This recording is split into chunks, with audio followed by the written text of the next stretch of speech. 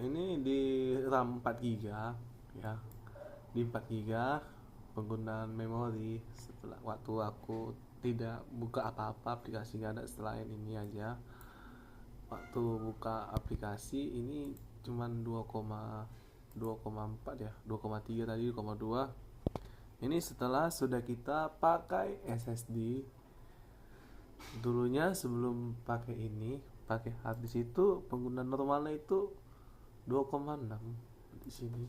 2,6 ya, 2,6, 2,8 sampai 2,8. Apalagi kemarin waktu update Windows 11 sampai 3,0 malah. Jadi waktu kita update ke SSD balik ke Windows 10 ya seginilah, 2,3, kadang mau 2,2, 2,1. Ya lancar-lancar dah. Oke dah, cukup sekian.